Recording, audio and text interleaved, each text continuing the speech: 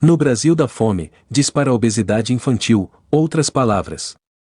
Na porta de um pequeno mercado localizado entre dois terrenos baldios, em uma rua poeirenta do interior do Maranhão, pacotes de salgadinho brilham sob o implacável sol das 10 horas da manhã. A temperatura passa dos 30 graus Celsius em Trizidela do Vale, região central do estado. Goiás News Notícias. Sem mais delongas, vamos para notícia. Quando um menino de 11 anos, descalço e vestindo apenas uma bermuda azul, entra na loja para comprar um adoçante a pedido da mãe. Antes de pagar, agarra um dos pacotes brilhantes, um salgadinho de milho sabor calabresa acebolada, e que de calabresa só tem o aroma artificial, vendido a 50 centavos. Uma banana custa 75 centavos, mas o garoto nem chega perto das frutas guardadas no refrigerador no corredor mais distante da porta. As prateleiras de destaque destinam-se aos salgadinhos de pacote. É para chamar as crianças, explica o atendente. O salgadinho de pacote é ingrediente central do cardápio de má nutrição das crianças brasileiras. Mas não é o único vilão. A fome persistente convive com a crescente epidemia de obesidade, e os dois fenômenos atingem a população mais vulnerável. Dados compilados pela Piauí e pela Agência de Dados Públicos Fiquem Sabendo, com base no Sistema de Vigilância Alimentar e Nutricional, SISVAN, do Ministério da Saúde, mostram que a proporção de crianças de 5 a 10 anos acima do peso explodiu nos últimos 13 anos. A taxa de crianças com obesidade subiu 70% de 2008 a 2021. Praticamente uma em cada 5 crianças atendidas pelo Sistema Público de Saúde está obesa. Crianças obesas têm mais chance de se tornarem adultos obesos e podem adquirir ao longo da vida uma série de doenças relacionadas ao excesso de peso, como hipertensão, diabetes e problemas cardiovasculares. Enquanto a obesidade infantil traz uma nova carga de vulnerabilidade aos mais pobres, o Brasil caminha para ter uma população doente.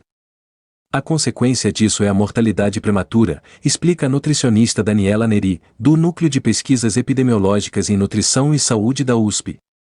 Do outro lado da balança, a taxa de crianças abaixo do peso adequado para a idade parou de cair em 2021, interrompendo a tendência de queda registrada desde 2008. Em 9 estados, a taxa de crianças de 5 a 10 anos em situação de magreza ou magreza acentuada aumentou nos últimos 2 anos. No caso do Distrito Federal, o salto na proporção de crianças abaixo do peso adequado foi de 23% e o índice voltou a um patamar semelhante ao de 13 anos atrás. O SISVA registra peso e altura de crianças que chegam à rede de atenção primária do Sistema Público de Saúde, a maioria atendida por programas sociais. Como os dados se referem prioritariamente a crianças em situação de vulnerabilidade social, o sistema serve de guia para todas as estratégias e ações do Ministério da Saúde na área de alimentação e nutrição. No país onde 125 milhões de pessoas não sabem se vão conseguir se alimentar adequadamente todo dia e das quais 33 milhões passam fome, segundo pesquisa da Rede Pensan, a obesidade está conectada à pobreza. Especialistas ouvidos pela Piauí concordam que o aumento da obesidade infantil também é produto do empobrecimento e da insegurança alimentar. A obesidade está se tornando uma marca da população mais pobre, diz a endocrinologista Maria Edna de Mello, professora da Universidade de São Paulo. Hoje quem tem dinheiro pode escolher com mais folga o tipo de alimento que vai comer e optar por pratos mais saudáveis e diversos. Quem não tem, come o mais barato, e que quase sempre é também o mais calórico ou de qualidade nutricional inferior. Relatório publicado pelo Unicef no final de 2021 revelou um alto consumo de ultraprocessados entre crianças integrantes do programa Bolsa Família, substituído em novembro passado pelo Auxílio Brasil. Esses produtos são basicamente uma mistura de sal, açúcar, gordura e conservantes e sequer são considerados comida de verdade. Recebem uma série de aditivos industriais para alterar seu gosto e prazo de validade, o que os torna mais palatáveis, baratos, práticos e acessíveis, e apesar de não terem valor nutricional. As pessoas sentem uma falsa sensação de saciedade porque na verdade não estão se alimentando quando comem esses produtos, diz a endocrinologista Zuleika Alper, membro da Sociedade Brasileira de Endocrinologia e Metabologia, SEM. Em metade dos domicílios pesquisados pelo Unicef, as crianças com menos de 6 anos consomem salgadinho de pacote, macarrão instantâneo e refrigerante de 1 a 3 vezes por semana. O estudo concluiu que a vulnerabilidade socioeconômica das famílias é um fator que influencia no consumo de ultraprocessados, e a maior dificuldade para melhorar os hábitos alimentares foi o alto custo dos alimentos saudáveis. O preço de uma salsicha pouco aumentou, enquanto o da cenoura disparou. As pessoas mais pobres estão comendo comida de baixa qualidade porque é mais barato, diz o economista Arnoldo de Campos, ex-secretário nacional de Segurança Alimentar e Nutricional. Um levantamento feito por ele mostra que, das 20 maiores altas de preços acumuladas este ano até o mês de abril, 19 foram de alimentos in natura. Uma série de estudos já investigou a relação entre a falta de recursos para a compra de alimentos saudáveis e o ganho de peso. Algumas dessas pesquisas mostram que, por mais contraintuitivo que pareça, a epidemia de obesidade no Brasil não é oposta à insegurança alimentar, mas uma consequência dela. Antes as crianças pobres morriam porque não tinham acesso à comida. Agora elas comem, mas vão desenvolver uma série de doenças porque comem mal, diz Zuleika Alper. A obesidade já vinha avançando entre as crianças vulneráveis de todos os estados brasileiros. Com o início da pandemia, teve um salto em 2020 em relação ao ano anterior. Os casos mais críticos são os estados do Rio Grande do Sul, onde um quarto das crianças de 5 a 10 anos eram obesas, 25% dos pesados, Ceará, 23% e Rio Grande do Norte, 23%. O problema atinge estados com perfis socioeconômicos diferentes.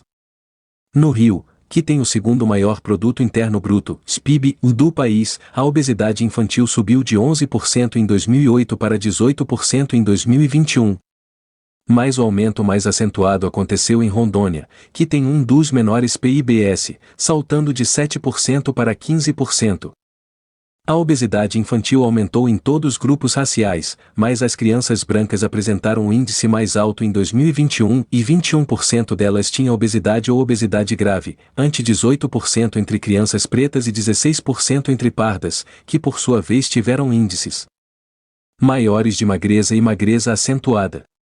A proporção de crianças com obesidade grave pode crescer ainda mais nos próximos anos, já que também tem aumentado a taxa de sobrepeso na faixa etária de 5 a 10 anos de idade e 16% dos pesados em 2021, ante 14% no início da série histórica. Somando com os obesos, pode-se dizer que cerca de um terço das crianças acompanhadas pela pesquisa no Brasil estava com excesso de peso em 2021, taxa que, em alguns estados, como o Rio Grande do Sul, chegava a quase metade das crianças pesadas. Os dados do CISVAN também mostram a consequência direta da má alimentação ao longo dos anos. Mais de 8% das crianças de 5 a 10 anos têm altura baixa ou muito baixa para a idade. O crescimento infantil é usado como um indicador de saúde das crianças. Até os 5 anos de idade, se as necessidades de saúde e nutrição das crianças são atendidas, o padrão de crescimento médio é semelhante. O déficit na altura é a característica mais representativa do quadro de desnutrição crônica no Brasil. Enquanto o baixo peso é um problema que pode ser revertido, o potencial de crescimento perdido na infância não pode ser recuperado. A proporção de crianças abaixo da altura ideal vinha caindo e atingiu o menor índice da série histórica em 2019, e 8% das crianças de 5 a 10 anos medidas, e mais voltou a subir no ano seguinte. A deficiência de estatura é muito mais preocupante do que a do peso. É o que se chama fome crônica, quando a criança cresce menos do que deveria porque não se alimentou direito, diz o professor Rodrigo Viana, do Departamento de Nutrição da Universidade Federal da Paraíba, UFPB. No caso da estatura, quem comeu menos e ficou magro começa a crescer menos. A magreza é rápida, temporária e pode ser revertida. Já a estatura é a fome crônica, é ela que mostra o grande atraso do desenvolvimento do país. Na base de dados do CISVAN, o sudoeste do Amazonas aparece como a pior mesorregião do país em termos de estatura abaixo do esperado entre crianças dos 5 aos 10 anos de idade. A insegurança alimentar na região desafia o senso comum de que na Amazônia não se passa fome porque os recursos naturais são abundantes. O município de Atalaia do Norte, perto da fronteira com a Colômbia, e que ganhou notoriedade nas últimas semanas após o assassinato do indigenista Bruno Pereira e do jornalista britânico Dom Phillips, que detém o mais baixo IDH, Índice de Desenvolvimento Humano, entre os 62 municípios do estado do Amazonas, segundo os dados de 2010. de um total de 1,027 crianças de 0 a 5 anos pesadas em Atalaia em 2021, 89 tinham uma magreza acentuada ou 5% do total, portanto acima dos 3% da média nacional no período, ou magreza, ou 4%, também acima dos 3,4% da média nacional. Estado brasileiro com maior proporção de pobres, o Maranhão é um exemplo da dupla carga de má alimentação que atinge o Brasil. Tem taxas acima da média nacional de crianças abaixo do peso e também abaixo da altura esperada para a idade. Enquanto isso, a proporção de crianças acima do peso, e embora não seja mais alta no país, cresce ano a ano. Em Trizidela do Vale, onde os salgadinhos de pacote brilham sob o sol nos mercadinhos, o índice de obesidade, somando a moderada e a grave, o mais do que triplicou, subiu de 4% em 2008 para 16% em 2021 entre as crianças de 5 a 10 anos. Já o índice de crianças abaixo do peso, que vinha caindo nos últimos anos, voltou em 2021 ao mesmo patamar de 2008. Ou seja, levando em conta o início da série histórica de dados do CISV e a situação atual, a desnutrição deixou de ser o principal problema nutricional em Trizidela do Vale, mas não porque deixou de existir. Agora a desnutrição e a obesidade são problemas que se somam. Na penúltima semana de junho, a Najara Guimarães levou o filho caçula, Marcos, de 6 anos, a uma consulta médica. Era uma campanha da igreja do bairro Aeroporto, região afastada do centro de Trizidela do Vale, onde a paisagem já começa a ganhar características rurais. No projeto social, as crianças são pesadas, medidas e os voluntários calculam o índice de massa corporal, IMC, usando um programa de computador. Marcos estava pesando 15 quilogramas. Segundo a Organização Mundial da Saúde, o peso ideal para um menino da sua idade é de 20 a 23 quilogramas. Além do baixo peso, que, de acordo com os critérios do projeto da igreja, configura um quadro de desnutrição, os exames do garoto também mostraram uma anemia severa. Nesse dia eu voltei para casa chorando igual criança, lembra a mãe, que passou a tomar remédios para conseguir dormir. A Najara Guimarães com o filho Marcos, de 6 anos, desnutrido. O garoto pesa 15 quilogramas e está abaixo do peso considerado adequado para a idade. A casa que a Najara Guimarães divide com os 3 filhos fica escondida no matagal do bairro. É uma construção de pau a pique, na qual o único vão foi dividido em 2 quartos, separados por lençóis, sala e cozinha. Como ela está desempregada, o único dinheiro que entra regularmente na casa são os R$ 400 do Auxílio Brasil. Mas o valor não é suficiente para garantir a alimentação da família, especialmente com a alta do preço dos alimentos. No fim de junho passado, por exemplo, só havia água na geladeira. No armário, meio saco de arroz e um punhado de feijão. Não resta quase nada para comer, diz Guimarães, apontando para o pequeno armário instalado na parede. Ela calcula que a família não come carne de gado há cerca de 6 meses. As compras do mês costumam durar 2 semanas, nas outras 2, é preciso dar um jeito. Guimarães conta que, quando ninguém aparece para ajudar, ela passa dias sem comer para garantir a acanhada alimentação dos filhos. A igreja forneceu algumas vitaminas e sulfato ferroso para tratar a anemia do filho mais novo, mas nenhum comprimido substitui a comida. E é justamente ela, a comida, que está em falta. A alimentação de Marcos é basicamente leite em pó e bolacha recheada, diz a mãe. Ele não come arroz e feijão, que é o que sobra no fim do mês, e na escola só toma sopa. A outra opção é arroz com sardinha, que ele não come. O menino gosta mesmo é das frutas, maçã, banana, mamão. Mas elas estão caras demais e a mãe deixou de comprá-las. Aqui a gente mal tem o básico, explica, resignada. A poucos minutos dali, num outro bairro pobre da mesma Trizidela do Vale, Maria de Fátima Neri, de 27 anos, mora com as 3 filhas, o namorado e a mãe. Ela disse lembrar até hoje de quando a filha Maria Clara, de 6 anos, comeu o primeiro pacote de macarrão instantâneo, aos 9 meses de idade. Assim que terminou a refeição ultraprocessada, começou a ter febre e convulsões que duraram 20 dias. Hoje o macarrão instantâneo é uma de suas comidas favoritas. Não sei que gosto tem, só sei que é bom, explica a menina. Na última vez em que foi pesada, Maria Clara, e que tem a mesma idade de Marcos, estava com 45 quilogramas.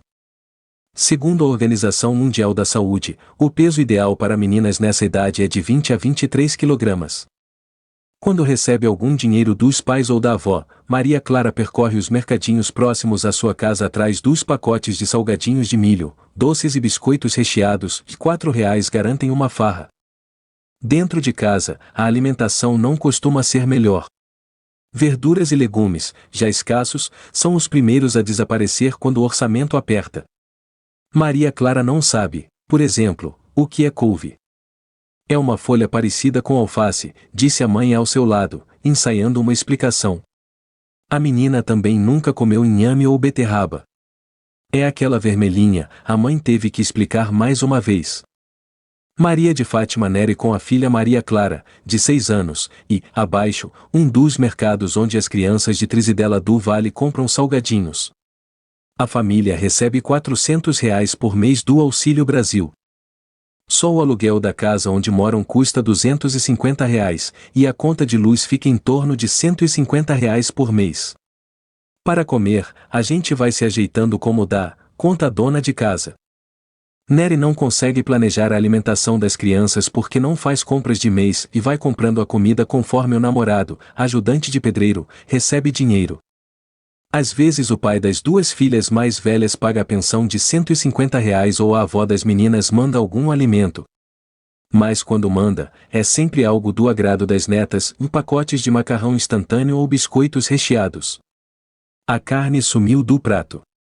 Para substituir, Neri agora compra salsicha e uma proteína ultraprocessada com alto teor de gordura, ovo ou alguma outra mistura. Estamos acostumados a comer o que aparecer, diz. Às vezes o que aparece à noite é o macarrão instantâneo. Maria Clara, a filha mais nova, prepara a refeição ultraprocessada sozinha e come assistindo televisão com a irmã. Também gosta de abrir algum pacote de salgadinho para beliscar enquanto assiste a vídeos no TikTok e fica acordada até quase 2 horas da manhã, diz a mãe. A exposição a telas, especialmente as digitais, durante as refeições é um dos piores hábitos alimentares dessa geração e também está relacionada ao sedentarismo e aumento dos níveis de obesidade entre as crianças. Maria Clara não costuma passar por exames de rotina, mas a mãe percebe que ela está ficando cada vez mais cansada e às vezes reclama de fadiga quando sai para brincar. Não considero nossa alimentação saudável porque a gente só vive comendo salsicha, macarrão, essas coisas. Eu nem gosto muito, mas a gente tem que fazer como dá. E não tem outra opção. Ou come isso, ou, diz Neri, sem completar a frase. A endocrinologista Maria Edna de Mello acompanha de perto a transição nutricional no Brasil. Desde 2007 ela chefia a Liga de Obesidade Infantil da Faculdade de Medicina da USP, um grupo que acompanha pacientes da instituição ou casos indicados por outros especialistas. Nos últimos anos, Mello começou a notar uma diferença no padrão de atendimento de crianças com obesidade. Elas chegam ao hospital mais jovens e com quadros cada vez mais graves. Há pouco tempo atendeu um menino de 7 anos que sentava no chão porque não conseguia subir na cadeira e tinha dificuldade até para se locomover. Também se tornou assustadoramente comum atender meninas e meninos que têm colesterol alto, hipertensão e diabetes antes de chegar à adolescência. Eu nunca tinha visto isso antes, diz a especialista. Além das doenças crônicas relacionadas ao excesso de peso, muitas crianças com obesidade, incluindo os níveis mais severos, não escapam da desnutrição.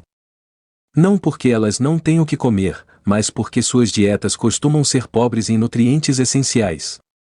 Assim como dividem o mesmo país, desnutrição e obesidade podem dividir a mesma cidade, a mesma casa e até o mesmo corpo. Exames de sangue dos pacientes atendidos no ambulatório da USP mostram deficiências de todos os tipos, de ferro, de vitaminas, de minerais.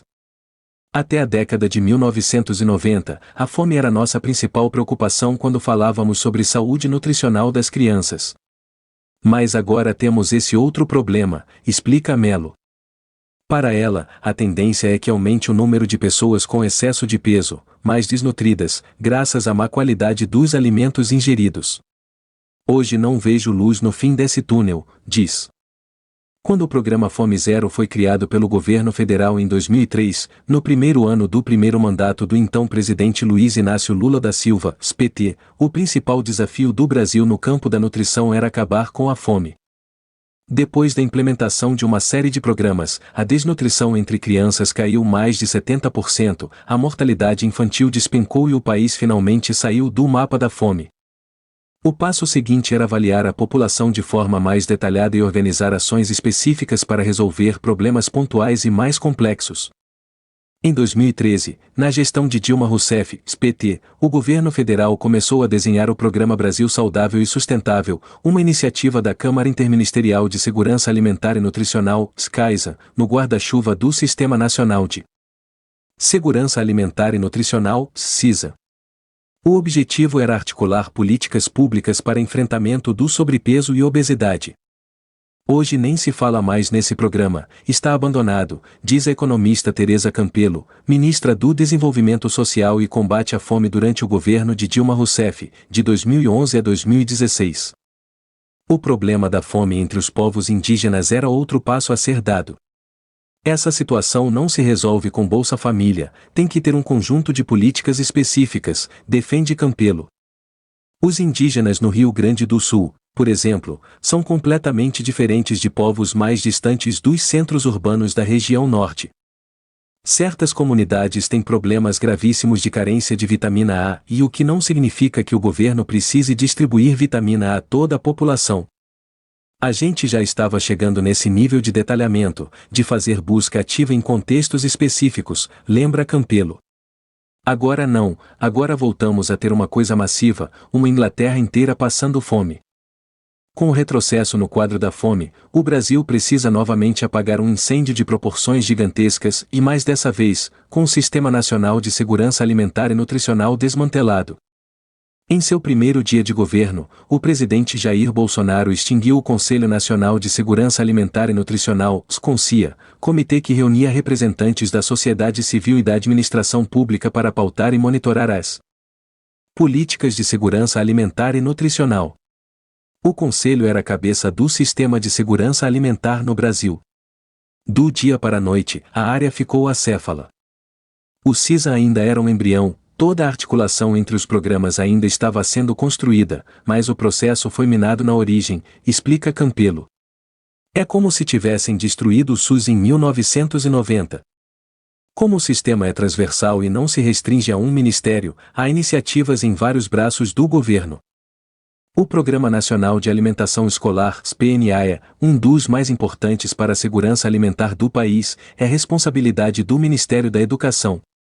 Durante a pandemia, o PNAE ficou à deriva, o Programa de Aquisição de Alimentos da Agricultura Familiar, PAA, foi esvaziado e substituído pelo Alimenta Brasil, que teve o orçamento quase zerado em 2021.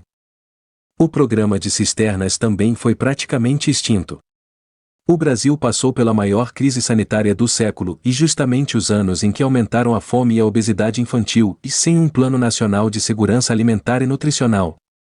Até hoje, o governo Bolsonaro não apresentou o documento que deveria orientar as políticas nutricionais entre os anos de 2020 e 2023. E não existe mais CONSIA para cobrá-lo. Para Ana Maria Segal, médica epidemiologista e especialista em saúde coletiva, o país está perdendo a liderança no combate à fome porque as coisas estão sendo feitas de forma improvisada. Nós entramos numa situação terrível de retrocesso das políticas sociais e agora estamos no pior dos mundos, diz ela, que foi membro do extinto CONSIA até 2014. Na avaliação da ex-ministra Tereza Campelo, o enfraquecimento da rede assistencial e a perda de direitos trabalhistas também contribuíram para a volta da insegurança alimentar. Para a fome não há vacina. Se a população perde renda, a fome volta, resume. Se as pessoas não têm acesso à alimentação saudável, pode não voltar a fome, mas vai voltar a desnutrição. E logo em seguida também volta a mortalidade infantil. É um escândalo. As duas faces da má alimentação no Brasil entraram no radar das organizações internacionais que há anos atuam no combate à fome. O Programa Mundial de Alimentos, WFP, na sigla em inglês, agência humanitária ligada à Organização das Nações Unidas, já considera o duplo fardo da desnutrição como um desafio sem precedentes. A fome oculta, ou seja, a deficiência de vitaminas e minerais, a obesidade e a desnutrição andam juntos. E embora aparentemente não relacionados, esses problemas têm as mesmas causas: pobreza, desigualdade e dietas pobres, diz o site da WFP. O que as crianças comem precisa ser suficiente para uma vida saudável, para que elas possam se desenvolver, afirma Daniel Balaban, representante da agência no Brasil e diretor do Centro de Excelência contra a Fome. Não basta só dar comida. Para zerar a fome precisamos pensar também no tipo de comida que chega para as crianças. Balaban acompanhou de uma posição privilegiada a infame trajetória do Brasil, que deixou de ser exemplo para o mundo para se tornar o caso a não ser seguido. Como diretor do Centro de Excelência contra a Fome, ele estava acostumado a receber comitivas internacionais para tratar de boas notícias. Seu trabalho era justamente ensinar outros países a combaterem a fome tomando como exemplo as ações brasileiras. Nosso escritório recebeu mais de 50 países diferentes, ajudamos mais de 30 nações a criarem políticas in loco. Levamos a ideia do CONCI a esses países, as políticas públicas, tudo, lembra Balaban. Agora, quando recebe visitas internacionais, o economista se vê numa saia justa diplomática. Todos perguntam o que aconteceu com o Brasil, e ele diz que fica até sem graça. Esse sempre é o momento mais triste. Gostou do conteúdo? Deixe seu joinha para fortalecer o canal. Vamos lá! Esta é a reportagem de apresentação da série Má Alimentação à Brasileira, sobre a fome e a epidemia de obesidade que afetam a população mais pobre do país. Participaram Camille Lixotti e Rubens Valente, reportagem, Plínio Lopes, checagem, Fernanda da Escócia, edição, e José Roberto de Toledo, coordenação.